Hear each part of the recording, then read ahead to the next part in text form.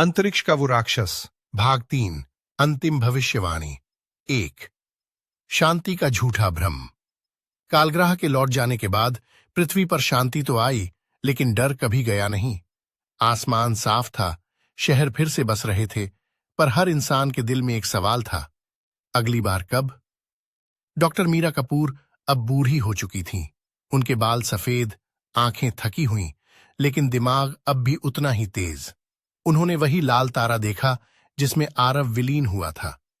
तुमने कुछ अधूरा छोड़ दिया है, मीरा फुसफुसाईं। 2।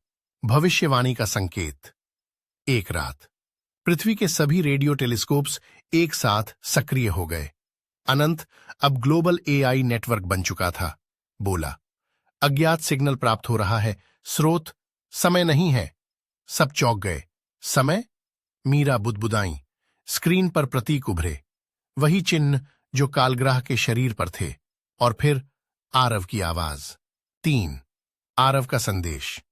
अगर तुम ये सुन रहे हो तो समझ लो, पहला अवसर समाप्त हो चुका है। पूरी पृथ्वी सन्न रह गई। कालग्रह अकेला नहीं है, वो केवल एक प्रहरी है। मीरा की आंखें फैल गईं। और कितने हैं? 4।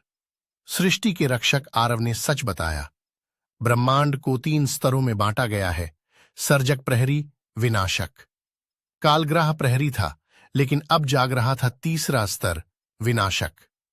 जब कोई सभ्यता चेतावनी के बाद भी नहीं बदलती, तो विनाशक आता है। धरती कांप उठी। 5।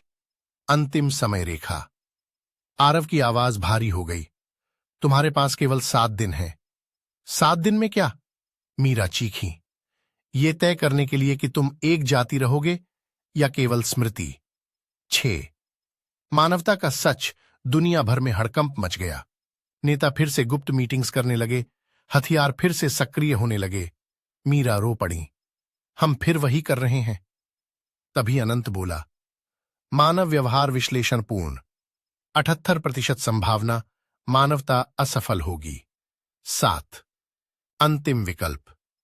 आरव फिर प्रकट हुआ, इस बार पूरी तरह प्रकाश के रूप में। एक रास्ता है, लेकिन वो बलिदान मांगता है। मीरा ने थरथराते स्वर में पूछा, किसका? आरव ने पृथ्वी की ओर देखा। पूरी मानव जाति का अहंकार। 8। विनाशक का आगमन। 7वें दिन आसमान काला पड़ गया। कोई दरार नहीं, कोई सेना नहीं, बस शून्य। और उसी शून्य से निकली एक आवाज, मैं हूं अंतिम सत्य। विनाशक दिखाई नहीं दे रहा था, क्योंकि वो रूप से परे था। 9। अंतिम परीक्षा। विनाशक ने कहा, हथियार छोड़ो, सीमाएं मिटाओ, एक बनो। पूरी पृथ्वी लाइव थी। मीरा ने पहला कदम उठाया। उन्होंने पृथ्वी रक्षा परिषद को भंग कर दिया। एक एक करके सेनाएं रुकीं, मिसाइलें निष्क्रिय हुईं। लोग सड़कों पर आ गए, डर से नहीं, उम्मीद से। 10। इंसान का निर्णय। एक बच्ची ने आसमान की ओर देखकर कहा, अगर हम बुरे होंगे तो आप हमें सजा देना, लेकिन हमें एक मौका और दे दो। पूरा ब्रह्मांड खामोश हो गया। 11। अंतिम भविष्यवाणी। विनाशक बोला, तुम्हारा भविष्य अब निश्चित नहीं है। यह तुम्हारी सबसे बड़ी सजा है और सबसे बड़ा वरदान। आसमान साफ हो गया। 12। आरव की विदाई। आरव ने मीरा को देखा। अब मेरी जरूरत नहीं। मीरा रोते हुए बोली, तुम क्या हो अब?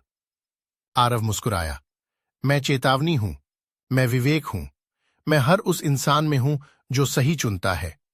और वो भी चला गया। 13। उपसंहार। अंतिम सत्य।